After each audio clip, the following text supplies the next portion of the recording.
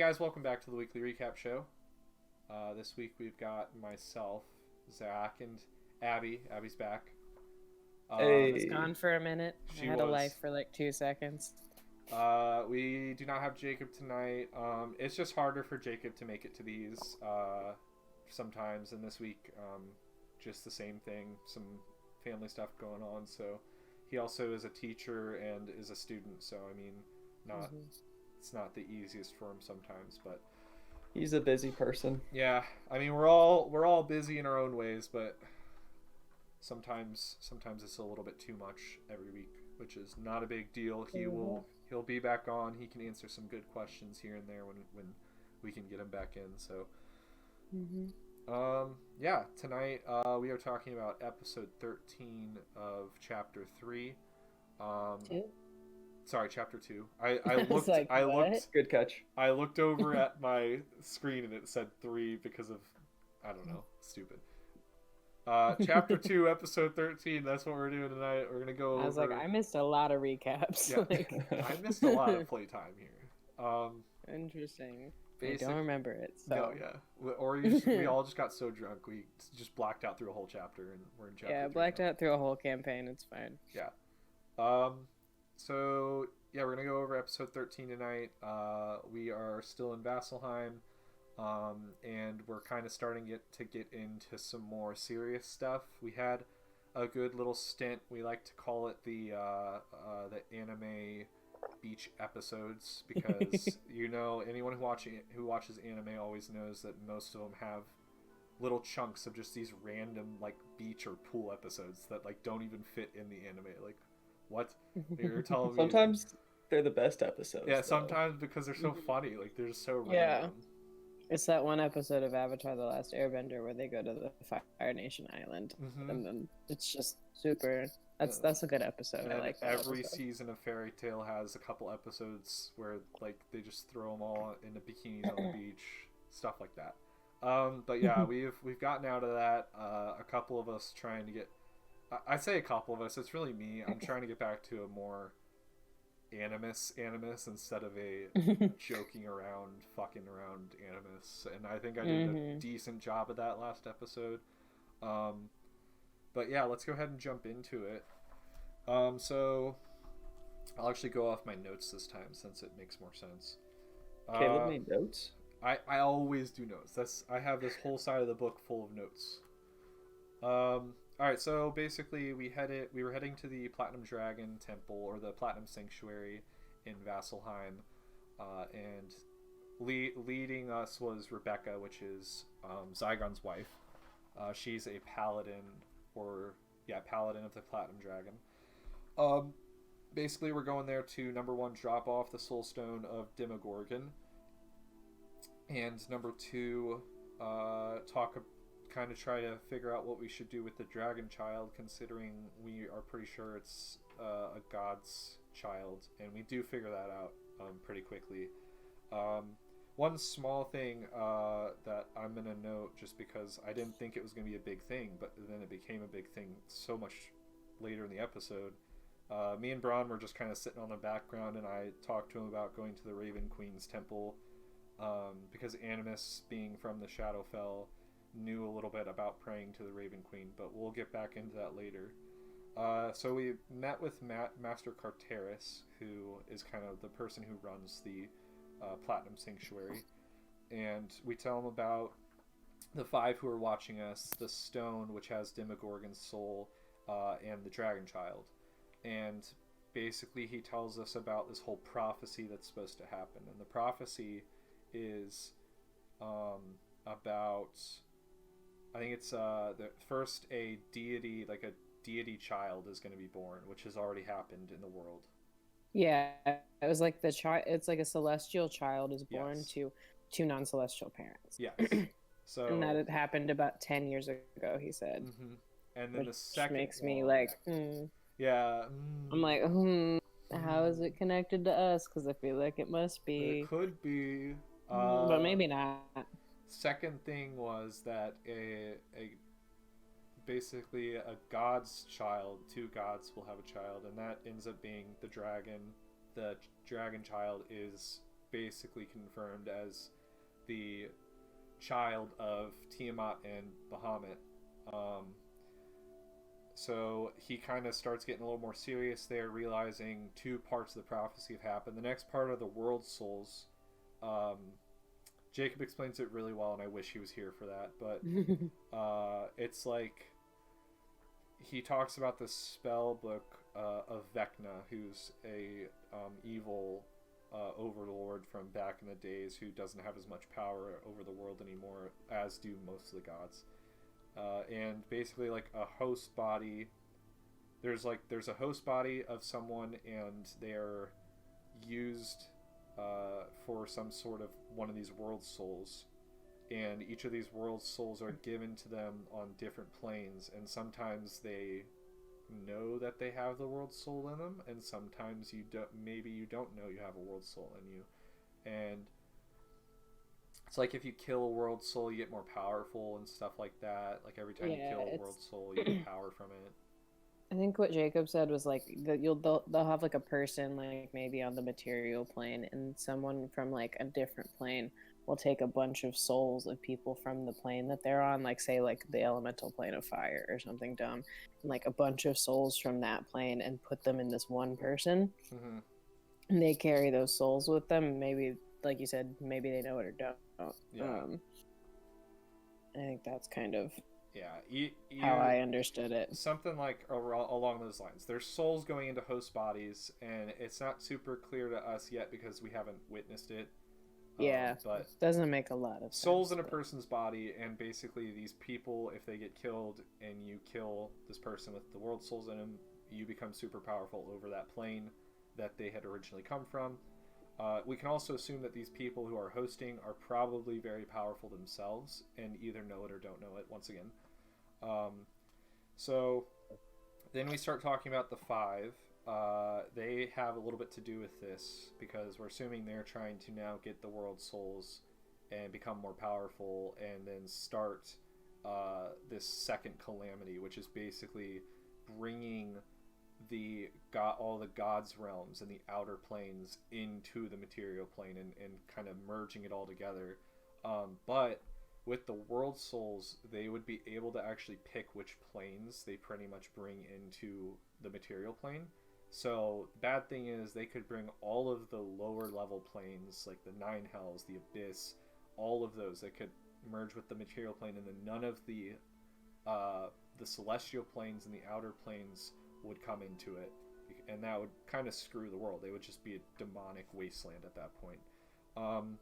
So we find out the name of the dragon. Her name's Shavira, and she's trying to claim territory. She's likely over 1,000 years old. I mean, being a dragon, that makes sense.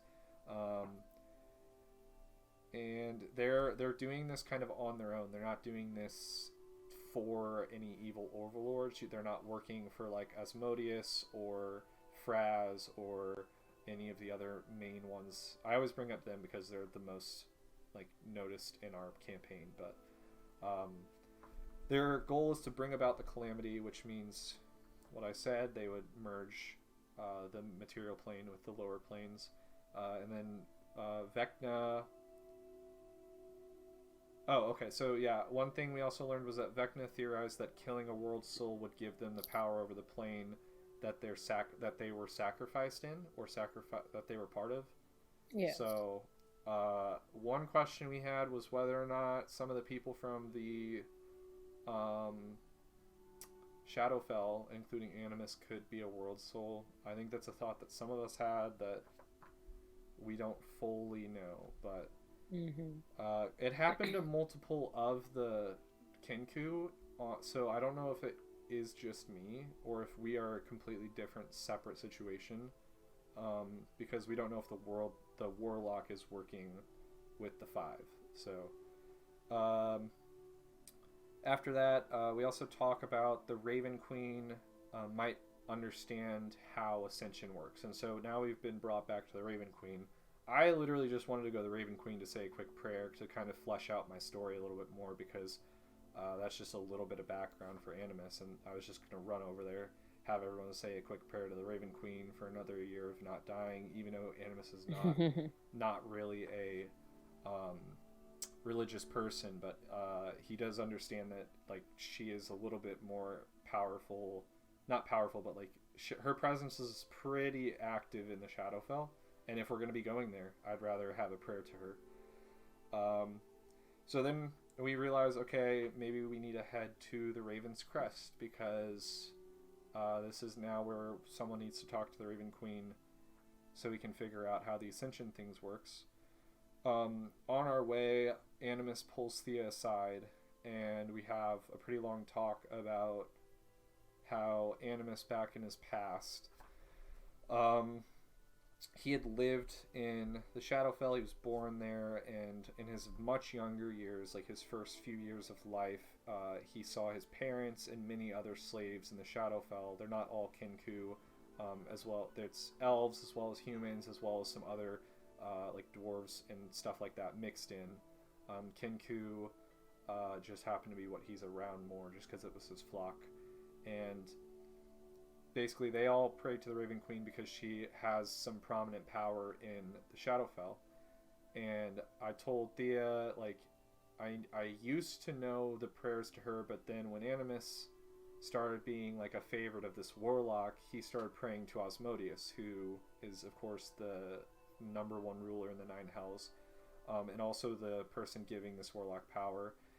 It was like kind of a forced thing where he had to pray to him, but at the same time he started to just openly enjoy praying to Asmodeus and like kind of like understand Asmodeus has this power, and the power from the warlock given to Animus started kind of getting into his own life. And then it wasn't until a couple years before he left the Shadowfell, so I think I was there for 15 years, so he prayed to Asmodeus for about 10 years, and then the last year or two he started realizing, like, he saw how much pain the warlock was bringing and started feeling it himself instead of seeing it as like sacrifices that were worth what the warlock was telling Animus at the time. So me and Thea had that conversation, Animus kind of bringing up like just like he doesn't know how to talk to the Raven Queen, and he wants some advice on how Thea talks to the Moonweaver and like all this kind of stuff, and Thea giving some good information back to him on like understanding that Animus kind of like acts on impulse because he's desperate, and so that's something he admitted, and she's trying to kind of help him get to a place where he starts acting more on when he looks over things, and also speaks to others around him, like, should I do this, should I not, get some advice, and like maybe start working more with the group instead of not that he's working against the group, but he's more working as for I put it, I himself. think was you don't have to be a savior for everybody, Yeah, like the way you kind of made that deal with the Baylor, just to get us out of that situation without really consulting anybody. You just kind of did that when there were plenty of other things we could have done. yeah, And definitely. you said, no, let me be a warlock about it. I don't fully regret that because it's just a fun thing now. You know, but I mean, like, no, it's the choice you made. It's just like, it's, you know, there are plenty makes of other sense things though. we could have done. It was impulsive. It was in the moment, and he did it, and that's Right. And looking back, it makes sense. But like to yeah. Thea, she was like, that was dumb. There were so many other options. We could have fought it, And that's run out of there. Yeah, we could have run away, given a couple magic items. He just wanted some magical power. He wasn't at full power at the time. We probably could have probably could have teleported away or something. But yeah, I mean, looking, These thought process is always no demons. Let's not do that. yeah, and that's definitely it's gonna be something that I will have to think about as Animus going forward. I don't think it's fully going to change that in a situation that has to do with him trying to get back to the Shadowfell and maybe getting rid of the Warlock. He may still be slightly impulsive, but making other decisions may come a little bit more to like, okay, let's think about this. I don't know how I'm going to play it yet. We'll see. Of course, none of us script things beforehand, so it's more just how you feel while you're playing the game. I mean, right. But I do think about like what I want her to do and stuff. yeah, everyone always thinks end game sometimes. Like I have like 10 different end games that I would be 100% happy with, and I've already planned out. But like sometimes one episode ends up changing that. So. Yeah, I have no idea. I think about Thia's end game a lot, and I'm like, I don't know. Well, like I mean, she also has like 1,000 years to live. So. Yeah, the most obvious one for me would be after completing the quest for the Ashari, just like going back and like becoming one of the lead members of the Flagon Slayers and kind of like trying to help other people who want to be planar travelers. Like that would be one thing for me, and like everyone would still be alive and everyone we're all like just bros and stuff hanging out in the Flagon Slayers and drinking some brews, you know. But yeah.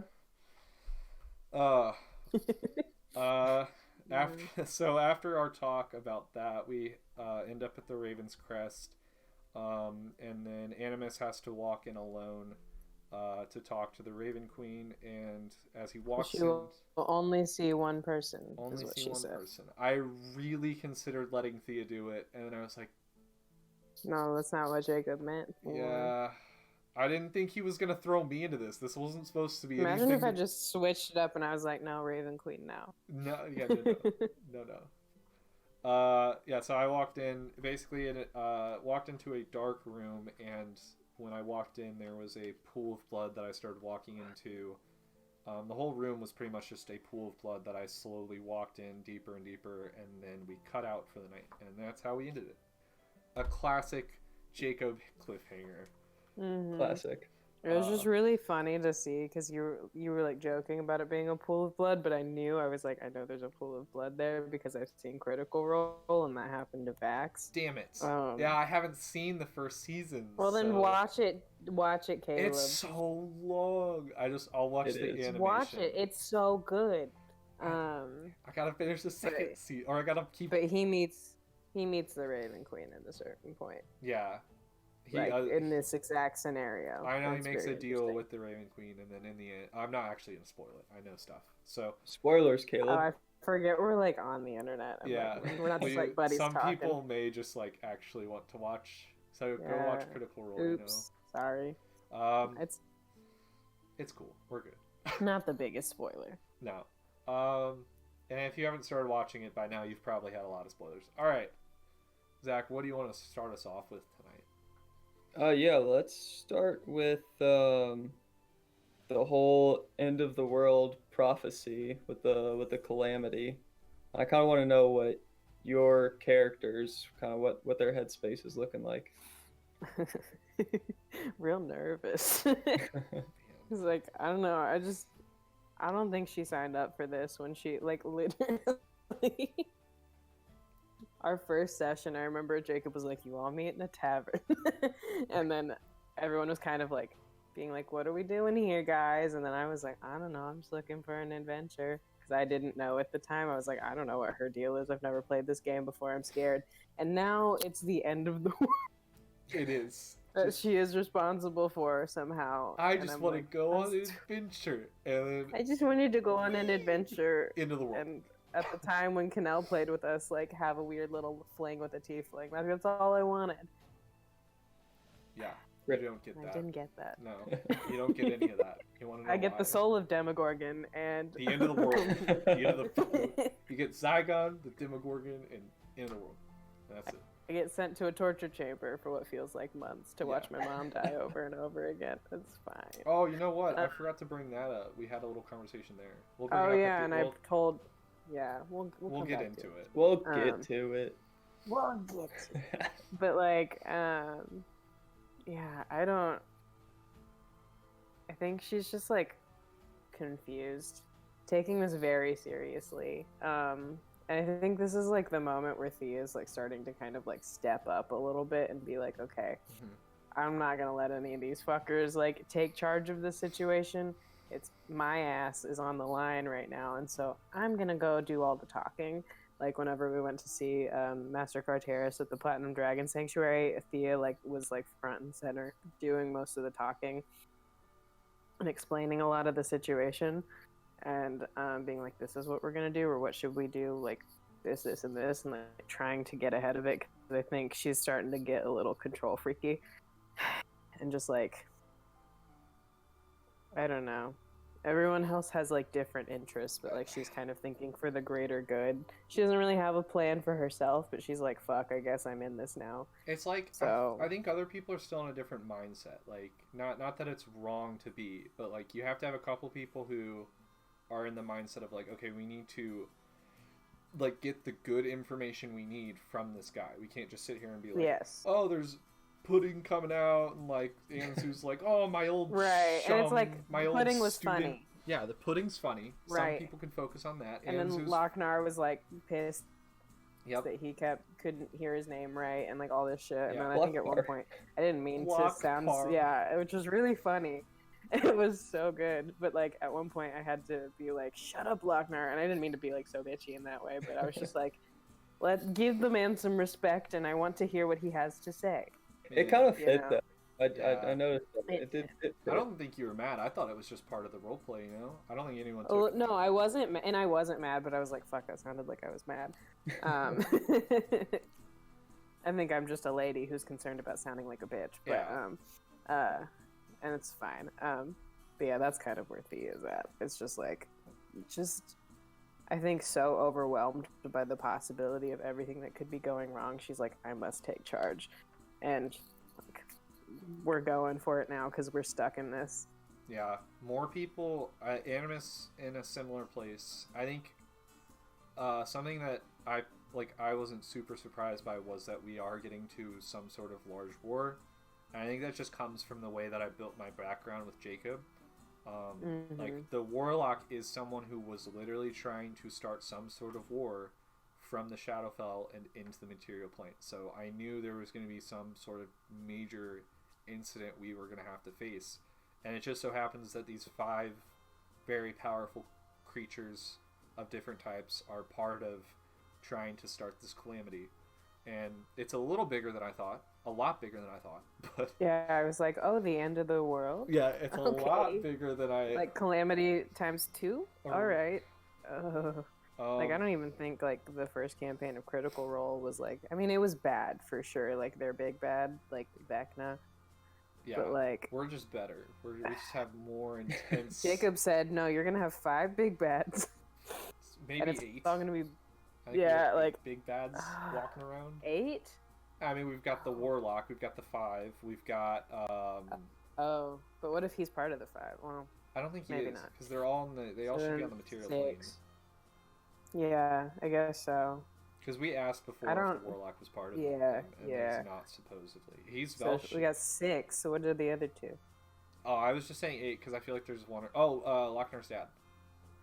Oh, and then yeah. I'm pretty sure... I hope he kills him. I mean, I don't know if Braun's bad guy's really one of the big bads, but he's a little bit of a thing also. I guess Fraz might be one also.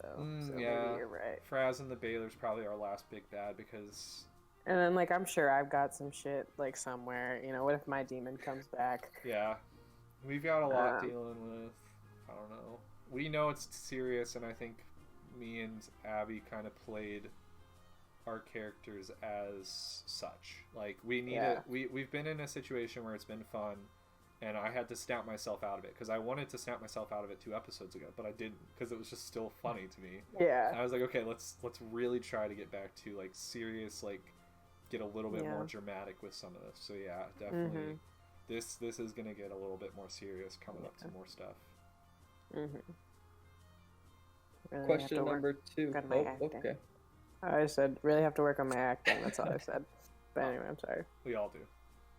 All right, so Locknar, I guess in the previous episode, got a little note from that one. That's the one. He opened the note in this episode, and it was blank, and then he got mad, and then there was a message on there. I want to get your guys' take on that. I'm so excited about that. I want Locknar to be a monk so fucking bad. We know a little background And on it. I know what Jacob is. Yeah. This is true. If we have like a one shot that we did where Jacob played a character named Sheldon, he was a turtle. He was a monk, like a drunken master monk. Yeah. I think this has to do with what Jacob is setting up for Locknar, and I'm so excited about it. Yeah, we'll just have to kind of see. We know a little bit, like not a lot. We don't know tons of stuff, but like we know a little bit about it. We kind of got on Jacob. We're like, hey, Jacob, you remember that one monk you made, and he happens to be in our campaign. You wanna tell us a little more about that? So yeah, I think it's gonna be really cool. The same, but it's gonna be fun. I want to see if he does dual class, how much will he give? How much power is he gonna put into his monk? Like, is it gonna be like me where I'm trying to put more into my druid, or like you and Zygon who are putting like 1-2 levels into some of your lower levels right now, or is it gonna be like he just goes 100% like monk for the rest of the campaign? Yeah, because I don't know, because like Corey doesn't like, because like Corey plays the game, but he doesn't like know a lot of the mechanics as well, and he just like he doesn't level up until like for like months, and then we'll level him up 3 levels, and he'll be like, oh shit, and he's like, still the most powerful. It's ridiculous. Yeah, it's insane. And so like I don't know, I feel like he may just kind of do something that surprises us, because like he just like doesn't think to like, I don't know. He doesn't like want to like min max the way that like Hunter or somebody would. Hunter and Michael min max a little bit. Nothing wrong with that. You always need 1 or 2 people. Like, as much as people don't like min maxing, you don't like everyone to min max. You want 1 or 2 people to min max, because that's. See, I'm just kind of regular in the middle, and I'm like, this is great. Yeah. I will be mediocre at a lot of things. So for the last one, your character's conversation there at the end. How I guess you have anything more to say about it? What was the part we were about to say? Oh, we were talking about how Thea. One thing that happened was Thea told Animas kind of a little bit about what happened to her whenever she got like sucked into that demon temple. Which I don't think she's told anybody. No. What happened to her in there? No one's asked yet. Because no one's asked. No one's come asked. Up to you. Not a single person. I left it up to asked me. And I said this like 3 weeks ago or like 4 weeks ago. I was like, Animus is stepping back from this one because number one, he doesn't know how to talk to Thea about this. Yeah, he wouldn't. Number two, it wouldn't make sense. It's not his place. It just wasn't his place. It was Zygon or Braun or Anzu or even Locknar. I think I will say Hunter. I think tried. Hunter tried. But then there was so much going on that beach episode that, like, I don't think he really got the chance, and I don't think Jacob was listening to him. Yeah. And it was just, like, a whole lot was happening, because we were being introduced to the dragon. That was a lot. So he did try. But, like, other than that, like, nobody's, like, tried to ask her if she's okay. So I think Thea just has to lash out. And that's what's going to happen, probably. I'll say this. It was kind of hard it would have been kind of hard to bring it up because like it went from like the dragon kid showing up and then we had to go rescue the Pegasus and we took over ship and then we're on the fucking ship, right? And then we finally got to Vasselheim, and then now we're in Vasselheim and it's like, well, it's been a month and a half since that happened to you. It has not been a month and a half, like outside of game. Oh yeah, okay, that makes sense. So like it's been 6 weeks outside of the game, outside of the campaign for us, right? For like, and I think a couple of them probably would have talked to you right away if we didn't have so much happen. So right, and like it's easy to forget, but like I'm just gonna have to make a point to like play my character and like make sure people know she's still not doing too hot, like at all. And just because we've had all these distractions and like busy things, like she's still like a person who's like in a bad spot. And like I think this is an opportunity like for role play and for like us to get closer as characters, and that's all I want it for, really. It's just like it's and it'll come up. It's definitely a good place for us to start like getting some sort of trust. Whether there's still some distrust, which there will be. I don't trust Animus. I wouldn't if I was if I was one of the other four. I'm looking at this guy, and I just told Thea I used to pray to fucking Asmodeus. I would never put 100% trust in him. I don't really know. Oh, no. I don't know how I'm gonna play him. Every episode becomes different. I know a very general thing, and when we get thrown different things, like that's just it's exactly like real life. Like you get thrown stuff and you act on it, and then stuff happens, and it's either good or bad.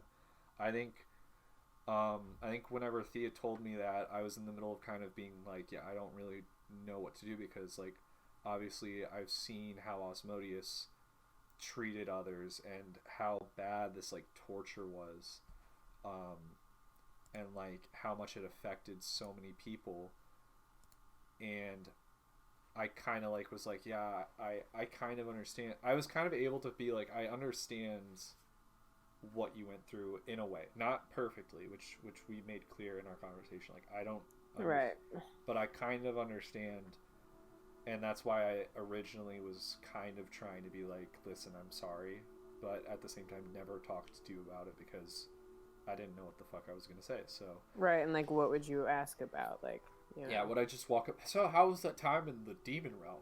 How was that time we got tortured with a demon? Like, no, that's it's not something that you would really do. It's not. It would be cool to just hear the story for the story and for the stream purpose, but it's not it's not something that you would realistically do if you were at, whether you're a friend or not. If you're part of someone's group, you're not going to start that conversation. That's fucked up. No, So, like unless you're close, like, yeah, like the other people should have done, but you know, we get past that. We get right. And I mean, it's like we're all still getting used to role playing, and so like I'm trying not to like have expectations of other people. Sometimes you do have to push your own things into other people, and it's like Exactly, and I will happily do it. There's a lot going on. Jacob's throwing a lot at us right now, and it's not it like really is just so much. it's not a bad thing, but we No. probably need to start calming some things down. We need to start Right, like one thing a At a time. session, like Yeah. let me deal with some stuff. You know? But yeah, basically that whole conversation was kind of like an eye-opener. I would hope on both of our sides a little bit. Oh, definitely. I kind of like finally got some sort of understanding of like how bad of a place Thea has been for the past few days, and also like how much she may be able to help in like the way that, because I once again, Animus not being a religious person, he has 3 deities in his life that he's been closer than he ever wanted to be with, because I think I also said Animus isn't as scared of demons as he should be. Like realistically, people should be terrified of demons' powers, but like I just saw so much of it and I was part of it for so long that like the whole talk with the Baylor, like I almost just acted like the guy couldn't do anything to me. And I don't regret playing it like that, because I think that is something that like Animus, like if he's gonna get killed by a demon, like it's his time and he's fucked up. It's over.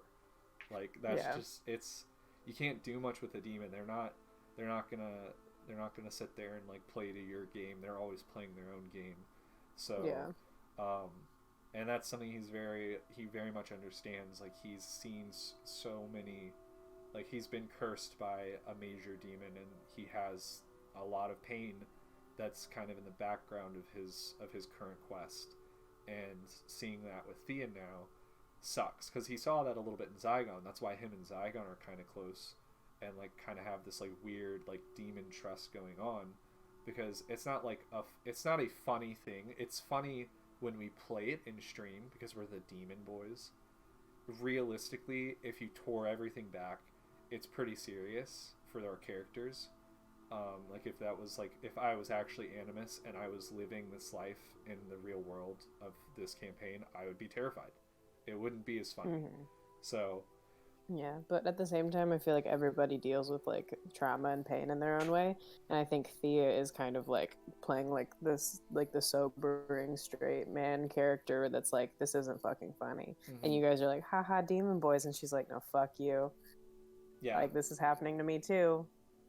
And I'm trying to get out of it a little bit. That's why I said I'm trying to get back to being like, you know, the whole meme of angsty Animus and all that. Like, I need to get back to a little bit more of that, because Yeah. I think everyone's characters need to start doing that a little bit more. I think Zygon's started doing that now that his wife showed back up.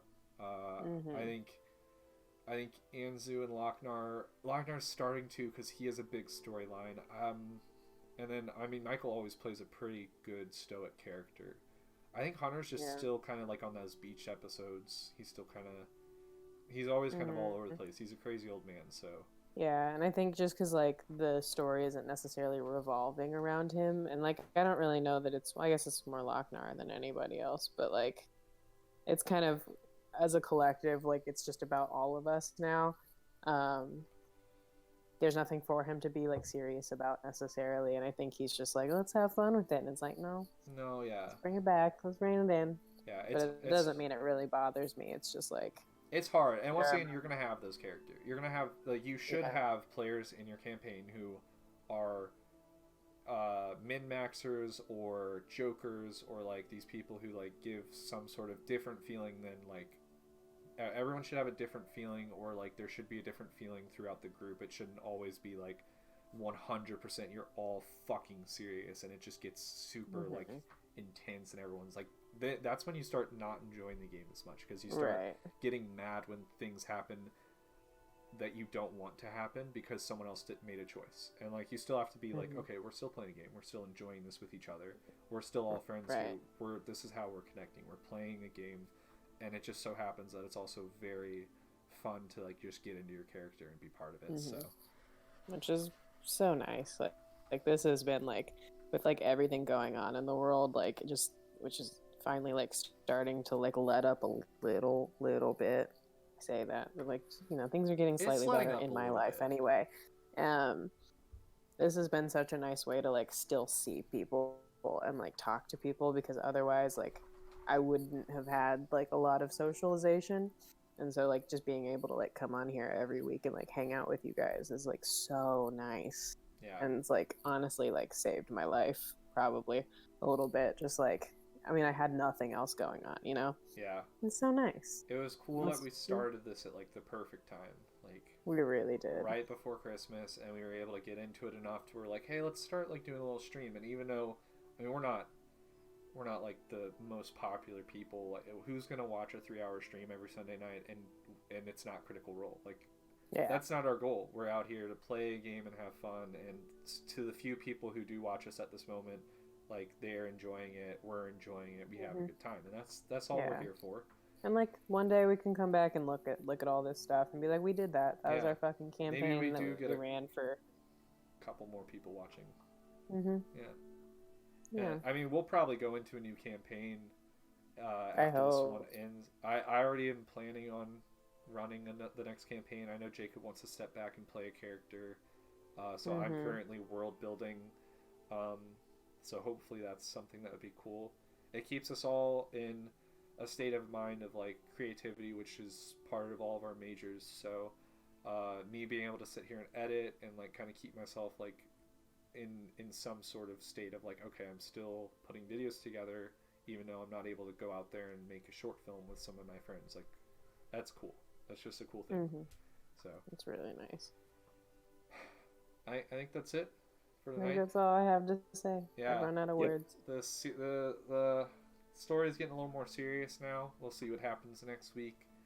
I have to jump straight into a mindset of I'm talking to the Raven Queen for the first time in 30 something years, 31, 32 years, and I prayed to Asmodeus in the middle of that. So we'll see what happens. Mad at you. She's not gonna be happy. She never is, though. No, she's not. But she's one of the more grumpy ones. She definitely is. I mean, her whole thing is like death and memories and like lost memories from death and stuff like that. So, but she's one of the only gods who are kind of still connected to the planes for the most part because she resides in Shadowfell. She's not up and like cut off from the world. Like her castle's in the Shadowfell, and she has more of a connection than most gods do. Even though she's not one of the most powerful, she's still like she's up there. So yeah, she's essential. Definitely essential, yeah. It's like Tiamat and Bahamut. I mean, if you were ever to, as much as like you would think one of those two is the most powerful god in D&D, if you go back and look at like first edition through fifth edition, you can see they tiered different gods in different ways. There's a couple good videos out there as well. So like a 5 through 10 is kind of like the deity first rank, and then you got 11 through 15, and then you got 16 through 18, and then above that are over gods. Tiamat and Bahamut are level 10.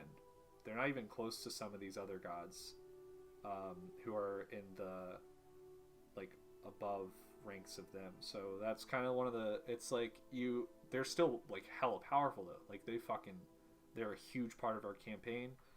Some of those other gods aren't even part of our campaign. So yeah, it's going to be interesting seeing the Raven Queen come into this. And both Bahamut and Tiamat are going to be part of this because their child is part of our campaign now. So we'll be jumping into that pretty soon. Definitely the Raven Queen this next week, obviously. Bahamut's already becoming part of it. Zygon is going to have to make a choice on if he starts maybe trying to go back to Bahamut or not. But yeah, if you guys want to check that out, come watch us on Sunday nights. If you can't make it Sunday nights, you can either watch it on YouTube. I'm catching up on those, or you can come watch another weekly recap next week, and we'll try to do our best to go over the main points. But until then, see you guys next time, and have a good week.